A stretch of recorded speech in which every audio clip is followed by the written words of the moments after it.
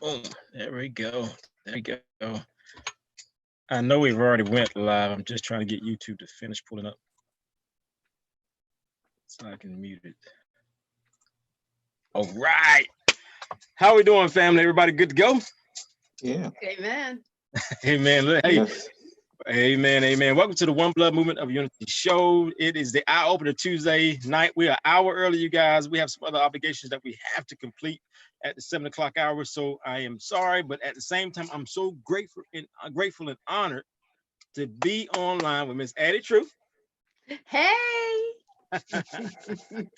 And my brother from another mother, Marseille Bush. How you doing?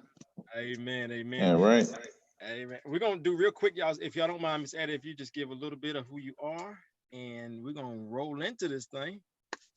Hello, everybody. I am excited to be a guest back talking about race and racism with my friend and my buddy, Mr.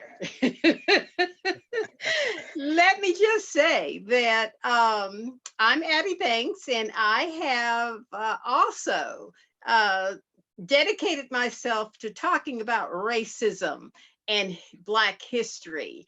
As a matter of fact, I want to share with you that I have a course, Understanding Race Relations in America, on udemy.com.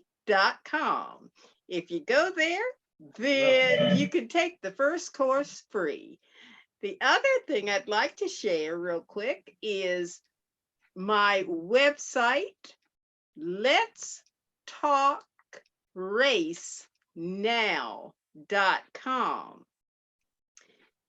You'll find a lot of information there. So we'll talk about it later. Okay. That's what I'm talking about, Miss Addie. Make it happen. All right, Marseille, what you got there, brother? Hi, I'm Marseille Bush. I am a resident of Maryland, and I joined this cause to talk about racism, to fight the racism, and also find equality for us Black people. Amen. Amen. Amen. All right, y'all. That is an awesome introduction right there. That's what I'm talking about, man. Let's get this thing popping. Y'all know I'm always excited. I love my people. I love all people, and I just love people in general. I hope you really caught that. I hope you really caught that. So in this One Blood Movement of Unity does not tear down anyone's thoughts. We do not. This is not a platform to deconstruct or demoralize anyone for their own personal opinion. If it's your opinion, guess what? It is your opinion. It's not mine. It's not Bush's. It's not Miss Addie's. It's really yours, and there's nothing wrong with the way you think. That's just your thought.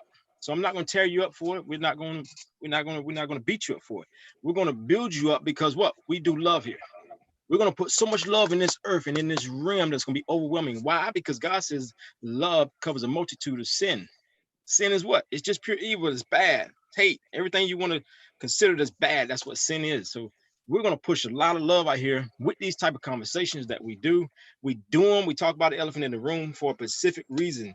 Why we want to bring that kitchen conversation out to the world. Why do we want to do that? You say, Coach Fred, what in the world, man? Why you want to take my conversation out of my house and put it out into the world? Because your understanding is needed. The way you think and the way your mindset is needed for research so we can understand each other a whole lot better. That's the whole purpose right there.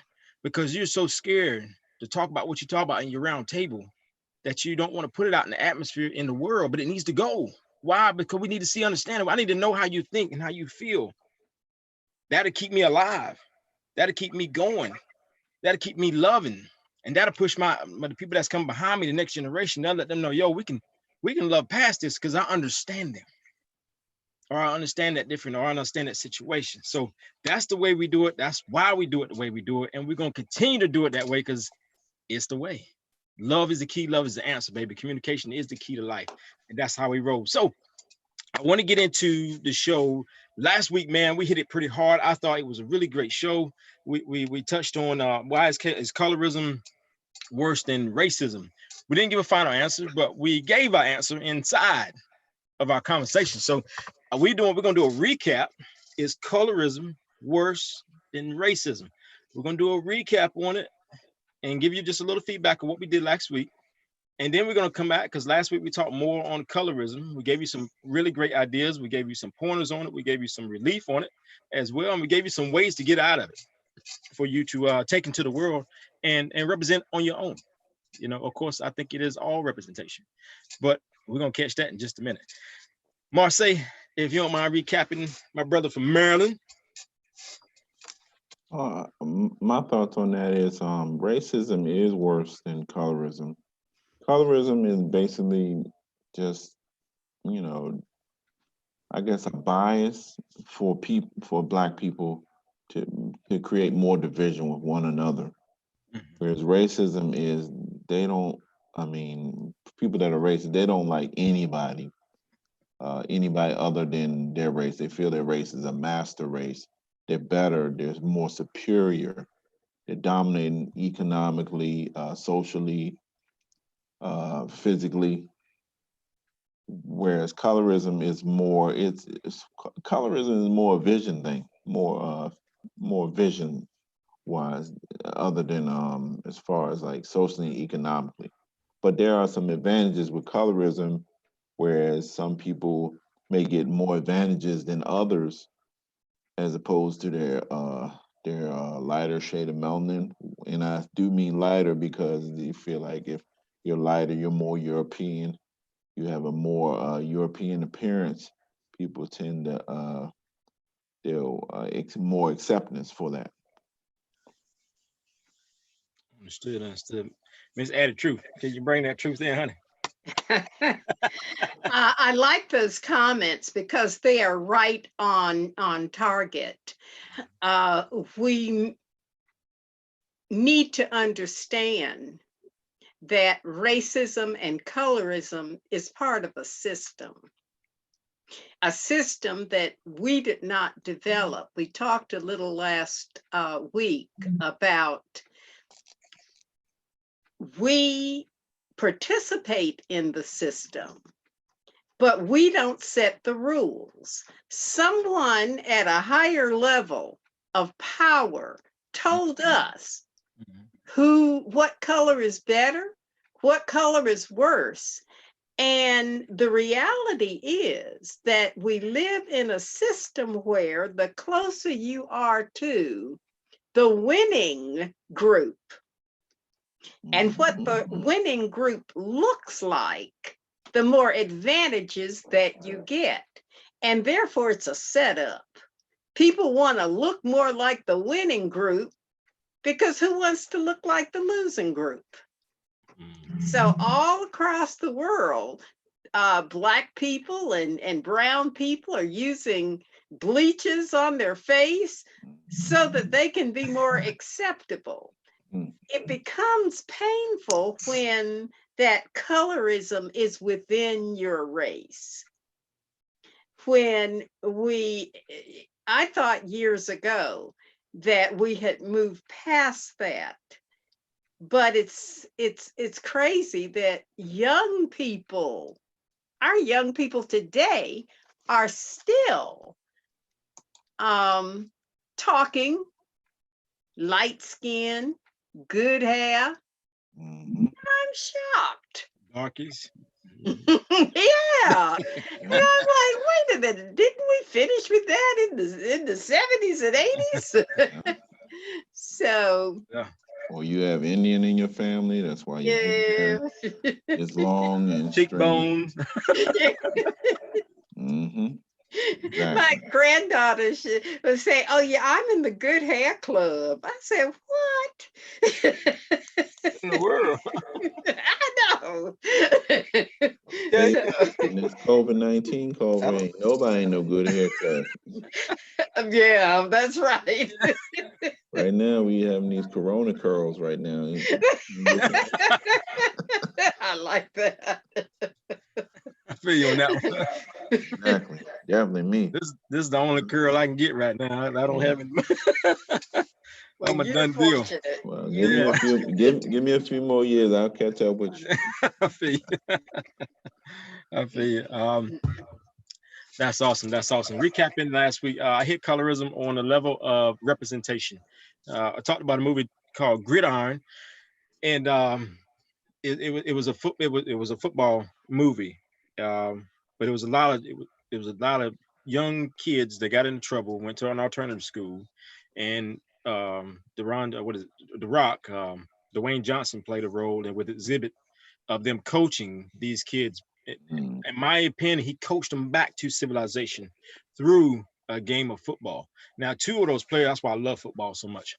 But two of those players were both black, and one represented the 90, I think it was 95, one represented the 88s. That's their block. In other words, that was what they represented. That's their spot. That's nobody else can come over there unless they've been given permission. I also took it to a level of, this is my house, this is my home. You can't come in here unannounced. You just don't walk up on my porch. You don't just walk up on, walk in my house without me inviting you. So colorism, to me, in my opinion, in respects to all the ones who rep what you rep, I am never mad at anybody repping what you rep. I even took it to a spiritual level. Me and Miss Addie, I think we bounced back off that a little bit together. Uh, what are you truly repping?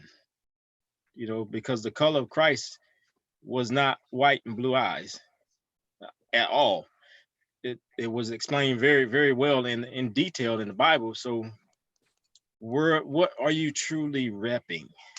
If you're in that same line of color, what are you really truly repping? What is your representation? So that's what I believe colorism steams. That's why I believe it. That's why I believe it's at. That's why I believe it sits. That's why I believe it holds itself. It's in representation. And that's the positive side of it. When you flip it, and you can take it to a level of saying house Negroes and field Negroes. If you want to take it to that level, that's when the light-skinned blacks stayed in the house with the master, and then they did all the slavery for his breastfeeding, house cleaning, maid service, cooking, everything that was dealing with inside the home. And I hope you caught the breastfeeding part. Keep that in mind towards the end of the show. Um, then you had the outside, what they call field Negroes. And these brothers and sisters did all the field work, everything that was outside, dealing with outside work in the heat, in the sun, gaining an abundance of vitamin D. So, but at that time, that's what it was. And that's when they came up with the crab theory. That's when they came up with all of the dozens. Yes, all those negative vibes kicked in, and they want to call it colorism, quote unquote. So my theory on it is we need to flip it. If you're going to rep, know what you're going to rep and represent it thoroughly and represent it righteously, because we're all in this together. We're not going out of space. We're not going to another moon. We're not going to another earth. We're here. This is the continent that we belong on. God put us in this realm. Do you realize if we had multiple earths that we could go to, we would figure out a way by now to get there with all the technology? I mean, we have a system that can count light years. I don't even know what a light year is, but somebody has a way of counting light years. They think of this type of stuff. So you can think of that type of stuff to be sure if there was different planets that we could go to and reside. I rest assured that we would. So that's the recap. Do y'all have anything to say about the recap for his colorism? I think you covered it well. I believe so too. Amen. Let me read this right here. Now we're finna get into the gritty, because this is what and Bush, we're so proud to have you on, man. It's an honor. It's always an honor. But I say this with added truth because we've been doing it for a while. Addie's been doing it way more wiser than I am in it. She's been doing it longer. But this is the part where I think we love, because it's a avenue to express an abundance of love that God has given us. And I'm pretty sure Miss Addie feel the same way. This is why I love talking, because it's an avenue for to express love in an unorthodox way, to where you can, it breaks barriers that people just don't understand. Why is that person even talking to me? how in the world did he even get that conversation out of that racist person? That's what God gave me. I didn't, and it's not Fred. This is the God that's in Fred that does that. So it's not Fred. So I give God all the glory and honor for that. But let me read this. It says racism, definition of racism. Remember, we went over colorism last week. So this week we want to hit racism, then we give you our final answer of what we think it is. Prejudice, discrimination, antagonizing direct against someone of different race, means different color, different ethnic groups, based on the belief that one's own race is superior. All right. Bush, you want to take it first? Off the top of my head, I would say racism is a way of just suppressing a person that doesn't look like you, that doesn't have your culture, that's someone very different from you. And I say suppressed by it because I know I keep hitting on, I'm talking about economics, socially, That's and what you're going physically. through up there. Yes. Yes. Indeed. And I know I keep hitting on that, but it's I mean it's a real, it's like a trap. They're basically trying to trap you into, it's kind of like the Jim Crow law. They're trying to make you go to jail. They're trying to keep the jails full, and they're trying to push you into doing something illegal or doing something physically to harm them in order to call the police and put you in jail. It's a form of suppression. That's the way I look at it. Understood. And I like your point of view because you're looking at it from up north, and your baseline is economic. So you see the drainage of the financial, poverty. You see the financial side of it. That we see that as well, but we see more hatred, Right. individualized hatred here in the South. And also I want to add something a report I saw today. I seen a white man in a North Carolina sandwich shop with a rocket launcher on the back of his back. I read that today too. Yeah. And Do you know, you see the size of that thing, right? Yes. Me and Miss Addie, we did a show. Miss Addie, what was that, about maybe 3 or 4 weeks ago? I mean, what do you need that for? Honestly. With no rockets. Right. It's a fear tactic. Yeah, right. It's a fear tactic. But you not even understand the consequences of that. You have a weapon like that. You sit down and eat and it go off. You blowing up the sandwich shop. Everybody gone because you afraid of somebody that don't look like you. And that's what I mean by it's ignorant. That's the ignorant part about it. It's very ignorant. Yeah, I get that all day long. I get that. Miss Addie, you that's what you have on it, Bush? Yes. I dig it, man. I'm not against you at all. I understand where you're coming from. Miss Addie, can you give us some truth on this lovely topic? Oh, when you call on me. Yes, sir. I have to step forward the best I can. Racism is just one ism as a result of prejudice. Wow. When we have prejudice, prejudgment without any grounds usually, and that's why it's so ignorant, then we act based on what we believe, what we've been taught, and what we're going to continue to preserve. So with racism, as you both have said, then we're going to look at discriminating against you based on your race, or as opposed to your gender, as opposed to your sexuality, as opposed to your nationality, as opposed to your religion. But it's all there together why we hate somebody, and then we're just going to put a dot somewhere. Well, it's because of this. As you were saying about representing. When we look at prejudice, when we look at racism, and much of what you have already shared, we represent that group that we belong to. I'll get back to that when we talk about Aubrey. Good. That's good. That's good. Okay. Let me do this. Let me go to the point to where I can give you my answer, family. We understand what colorism is now, so it is, and I hope we all agree. Colorism is a representation. It can be turned into representation. Let's put it like that.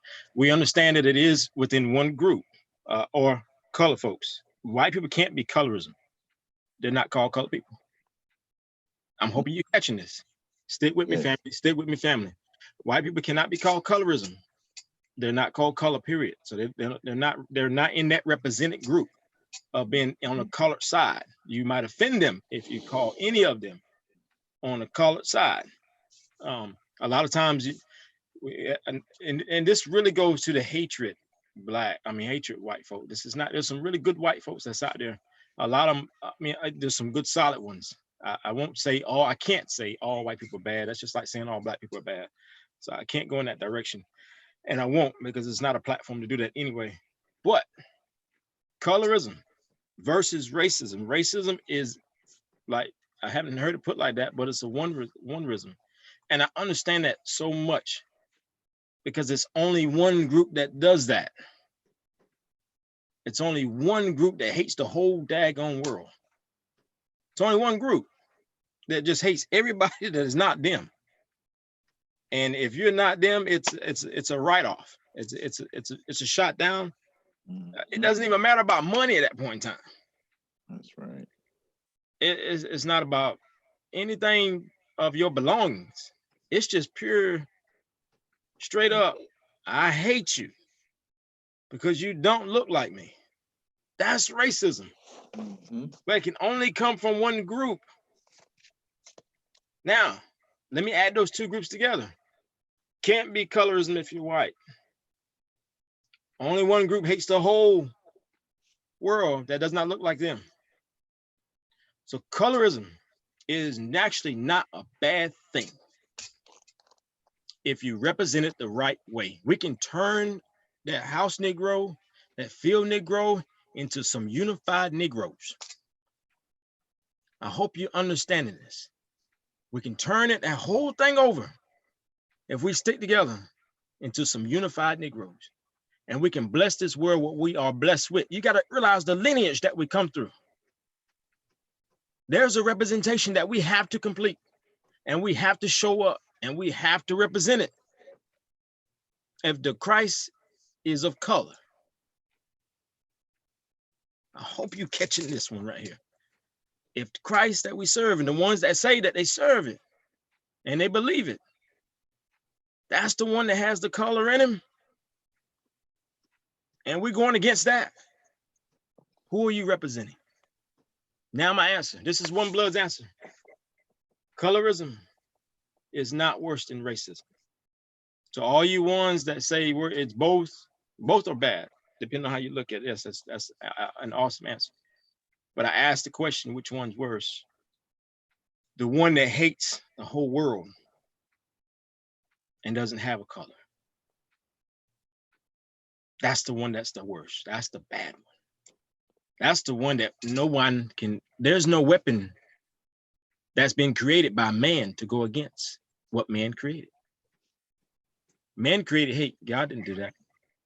Man created hate. God gives love. Hate is taught. Love is given.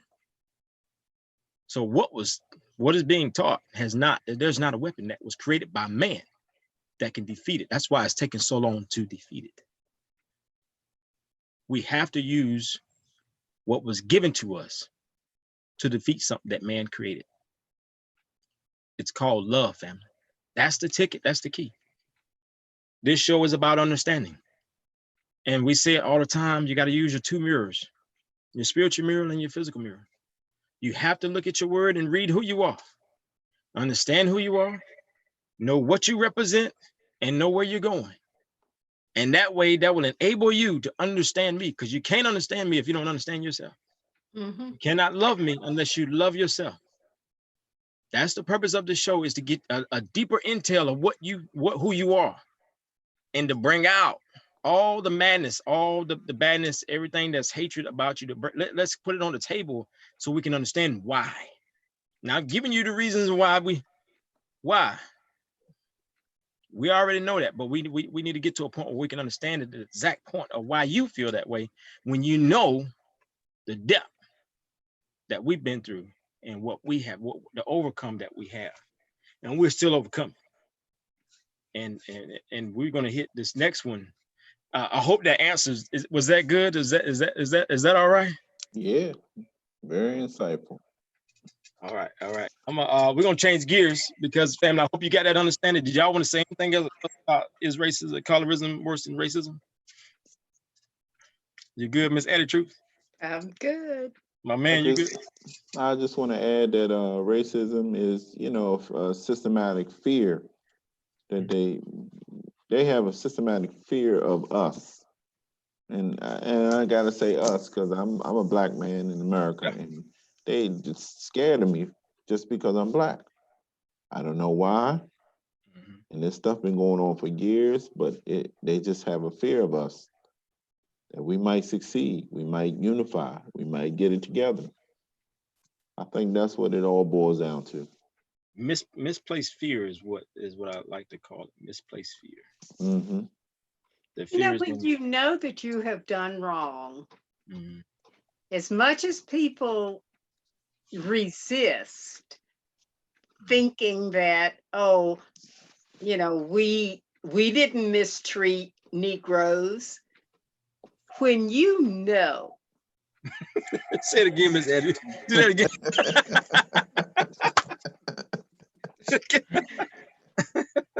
That you just as wrong as wrong can be. Yes, sir. Yeah. Children get scared, and then they don't want, they think something's under the bed. They're gonna call their mama and their daddy in, because I can't go to sleep because something under the bed. Well, there ain't nothing under the bed. But some sins that will go far find you out. Seek and destroy. So I laugh about it. Yes. But God has given us a certain consciousness. Amen. Mm-hmm. If you train dogs to fight, and you know that is cruel, and you justify it by saying people pay to come see them fight, there's a fear that dogs are going to turn on you. Mm-hmm. So yeah, it's a justified fear. What they don't understand is that we are so peace-loving. We are a people that God has groomed to be witnesses, not of hate, but of overcoming, love, forgiveness. Not because we're so good, but because we were put in place to represent. Amen. We even wondering why sometimes we so forgiving. But it is who we are, because that's who God made us to be. We're representing right because He forgives. Yeah. Man, we're gonna mess around and turn this thing in church. Let me help. Let me change gears. We don't got quiet. Somebody might get a hold of go. You start meditating right quick. So, family, I hope you enjoyed that. I hope you understood the message we're trying to bring across. I hope you really grasping this, man. This is real. It's deep. It's needed. It's imperative that we really dig deep into what we're feeling. And there's nothing wrong with expressing yourself. Whether you don't like what you're feeling or not, it's cool. Just know how to express it. That doesn't mean carry around rocket launchers. That's not the way to express it. That's the misplaced fear. We're going to touch on that in just a minute. So I want to change gears. I want to go into this, and I want to pay my respects to Ahmaud Arbery.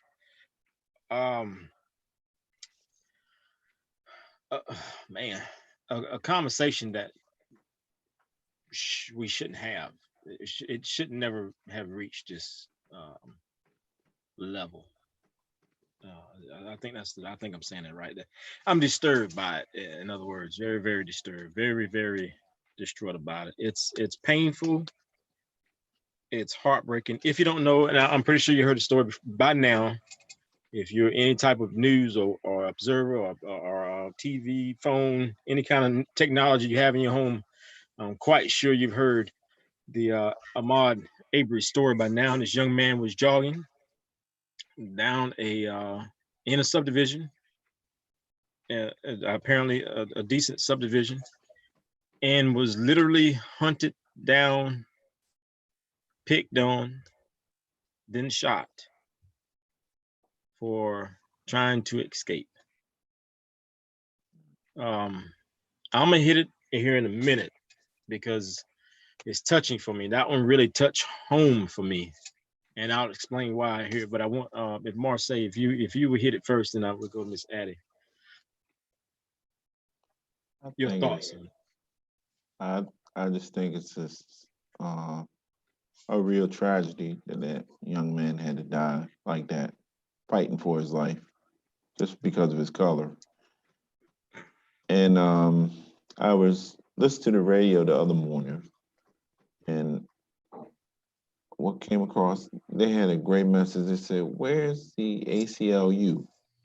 Where's the Jewish conference? Where are all these people that always seem to protest when, like, a dog or a pet has someone, abused a dog or a pet or something, or I mean, and no disrespect, Ms. Addie, a woman, the Me Too movement. Where are all these people fighting for these black men that are dying? And it's more than often they're dying through very violent consequences, whether it be the police or just some vigilante or just some fool with a gun that just don't, like black people. Where are these other people that's fighting? We need some. I mean, I always felt that we need white people to help us stop this racism. It just can't be us. They have to stop it too. No, I'm with you. I agree. I am going to touch on that. It's got to be Holy Spirit led because I'm going to hit that. Right. Yeah, it's got to be Holy Spirit led. Miss Addie. A woman, the mother standpoint. I want to just emphasize that while you see yourself as an individual, you've got a name. You Fred Foreman.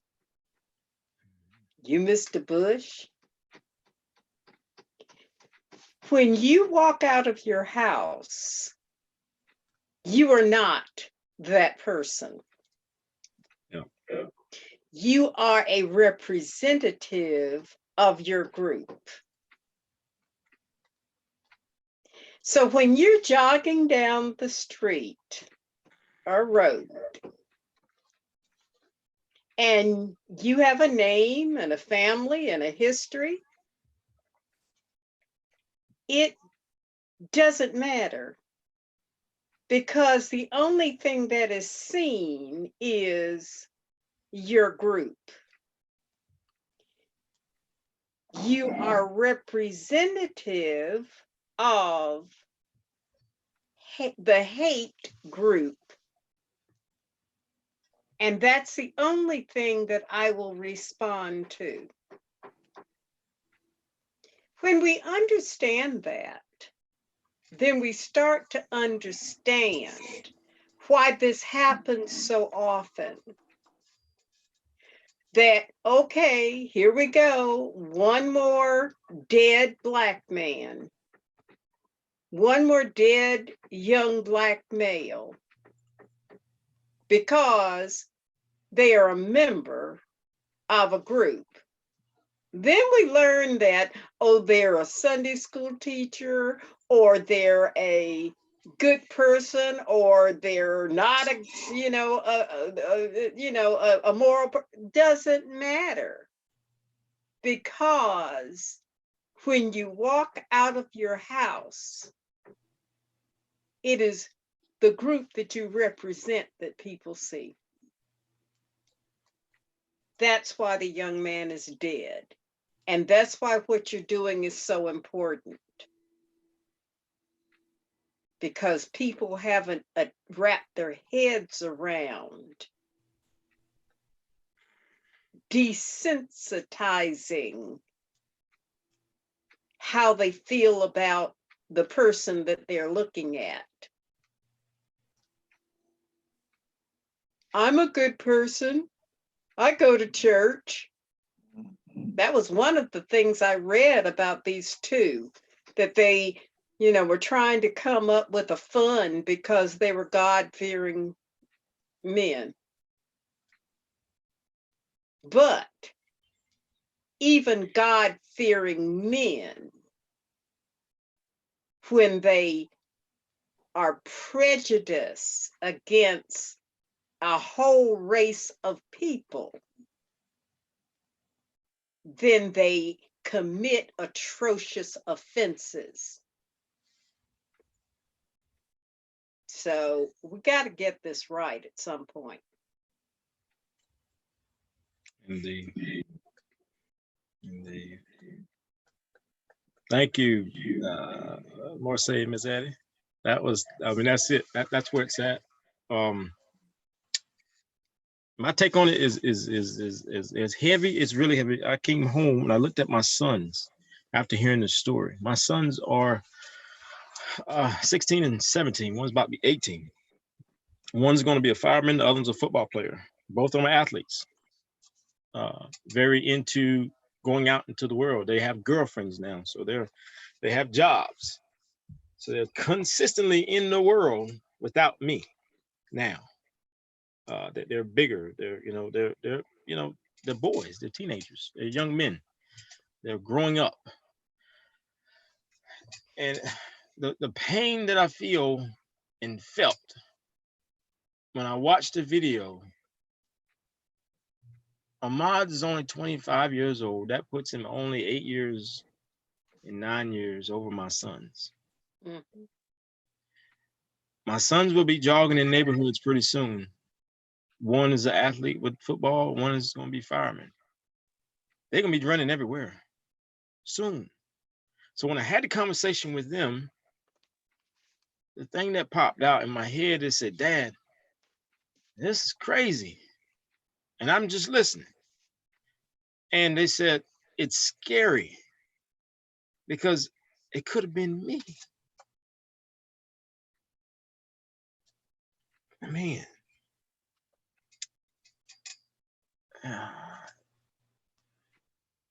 That's just hard. Period. It's just hard to deal with. It's hard to see it. It's hard to realize it. It's hard to even know that something such as this has become and turned into a normal thing to look at. It's normal to see any Black person get killed in any kind of formatted way. Doesn't matter. It's an old saying, another one bites the dust. And that's what gets represented. Another one just bit the dust. And that's the best that we can do as a people in general. And here's the thing that got me the most. There's 3 people, 2 committed the murder, 1 filmed it. This is what throws me into a total different aspect, because now you're talking premeditated murder. You ask me why? Because you got a man that deliberately went down the road filming this. Deliberately went down the road filming just him running, and then filmed him being ambushed. So now we have premeditated murder that's on the table that is not even being talked about. And now they're saying this man and this woman are scared to go to their own home. What about my children being scared to leave their home? Absolutely. They first started out taking away the fathers, putting them in prisons, thrown away, killing them off so they wouldn't produce any more seeds. Now they're up in their game. Now this is for my haters. This is the hating family, because like I said earlier, all white folks ain't bad. They're not. I'm not gonna go there. I can't go there. I can't believe that. That's not in me. I can't. Abraham had a story with God when he was about to take over Sodom and Gomorrah. He started at 45, went all the way down to 5. That's how I feel about white folks. God has got to be one. There's got to be one. And with this young man filming this thing, takes it to a whole nother level. So how can we fix this, Coach Fred? How can we get inside? How can we really fix something? Here's how we do it. If you are a father, period. And this is where I'm going back on what Marseille said a while ago. This is how we can deplete this. This is how we can win. Like Miss Addie said, we need to change it. This is how we can do it. If you're a father, period, you should feel this pain just by being a father. Abraham's a father of all nations, many, many nations. So that let me know, just by having one child, I am a father across the world. I'm in the father group. That's my representation. And when I walk outside, I'm not in that father group. So we need all the white family to understand that you are a father too. I need the men to get this, because the men has to be the one that set this society back up and get it back straight. It has to be white men and black men working together. And then I guarantee you the women will fall right in place. Why? Because they're going to walk right beside us and do this. If you are a mother, the way you can fix this is start speaking up, because that was a child that just got dropped off this earth by 2 gunshots hit to the chest. And there is no reasoning behind it. So the next step to do is start disbarring all the people, the 2 DAs that had something dealing with this case. They need to be disbarred and fired. This is how you start fixing stuff. When you start hitting people in the pockets, their minds start changing. You start touching my pockets, my mind start changing. I got to figure out another way to get my money, because I have to feed my family. You stop supporting their businesses. You got to break back off. And white folks, you got to join in on this one, because you got to stop supporting the hate that is getting given out in your community. In your community. Because we're not doing it. Miss Addie said it the best. We are a forgiving race. And yet, even this one we forgive. We've already put it behind us. Now we just want to see justice being served. And the way you start doing it, the judge that had something dealing with this case, that was dealing with them 2 DAs, disbar him, take his license, no longer can judge. All the cops that had something dealing with this case and did not make their arrests, they lost their certifications. They're done. You take it out their pockets. That's how you can destroy hate. You start hitting them pockets. All those businesses with them people that hate folks and don't want black folks up in their business, stop supporting them. If you're a white person, stop supporting them, period. Take their money away. And every black family that's out there right now, if you are not hurting and in pain, I'm talking about all you Republicans, all you Democrats, all you liberals, I don't care who you are, you're a representation of this skin color right here. You should be in so much pain and be ready to do a fight. Not a frustrated fight, not a retaliation fight. but a love fight for our children now. They're taking our little girls and they're selling them off. They're taking our young men and they're killing them. I got 2 athletes, 2 of them, and they're really good in school and they're really good kids. And this is the best opportunity that their father has to give them, is what? To tell them to put the strap up before you go running. Make sure you got your pistol on you before you go running. Make sure you scan the neighborhood, or make sure you only run in black neighborhoods, or just run at a house. Son, just go to the gym. Don't worry about running up down the street. That's what I'm supposed to tell him as a father? The hard work that I do, I can't let him go outside. So you want us to misplace the fear. You want us to displace it because you've misplaced it.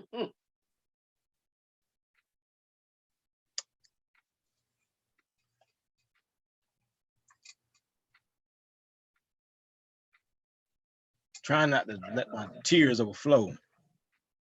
This is horrific, family. This is horrific. This is not even, it touches too close to home. If you're a father, period, you got to stop supporting these businesses. We got to start getting rid of all the gray-haired people that think this way, that's in Congress. Because these young men filmed it for a reason. They want to pass it down and say, this is what is great. Mm-hmm. This is how you keep greatness in America, by killing off the black men. We took their husbands away and put them in jails, put them in the fields. We even put them in trucks and sent them across country so they could be away from their wives. We put them in the military, send them overseas so they could be away from their families, so they won't produce no more over here. Where the production still kept going, Israelites. Ain't that amazing? How we traveled for 40 days and 40 years we traveled. Just kept producing. In the Don't wilderness. you see the trend? Yeah, don't you see the trend? You got to catch this thing. Now they want to take our sons and just destroy them, so they're there. Take our seeds. What does that happen when you take our seed? It puts us in a state of mind. For one, we probably be too old to have any more. 2, we get so stressed out about it, we don't want to have any more because we don't want to put them in the world that's full of so much hate. So what is that doing? It's continuously breaking us down. And you want to have colorism? You got to rethink this thing. Got to get a grip. I would love for you to join the One Blood Movement of Unity movement in setting peace and forgiveness and expressing love into this world. That is the ticket. That's the only way that we can conquer this bad boy. You got to start firing. You got to start disbarring. You got to stop paying their bills. Got to stop that. Stop giving them loans. It ought to be one day, and I think I'm going to fight for it, and I know I am because it's already in my head. I want every black person, and I say this with all good intent to all my good white family. I want you to do the same thing, the good ones. This is not for the good white family. It's not for my good Latino family. This is all for the bad ones, the hateful ones, the real painful ones that causes all this pain. Take one day out of the week and support business that is of color. One day out of the week. One day out of the week. Your breakfast, lunch, dinner, hardware, whatever groceries in your area, bank, whatever, in your area. Find it. Start finding them. There's a lot of places of color that have good businesses out there. The mom and pop stores are thriving. They need us. This is how we uplift. This is how we build our community, the good community. This is how we can destroy the hate. Take one day a week and don't buy anything from them hated white folks. All black folks. All of us. Buy something. Whatever we're gonna buy that day, you're gonna spend $1 a day. It's if you're going out to work, you're gonna spend $1 a day. You're just gonna do it. Spend it at one day a week. Spend it on the black stores and the places of color stores, and take the money out of their pocket. Watch what Congress is going to do then. And then when it comes time to get your hind part up and go vote and get those people that's in office out. The only way you can do that is we got to unite and get up and go vote. You have to. That's my take on it. I got another meeting at 7.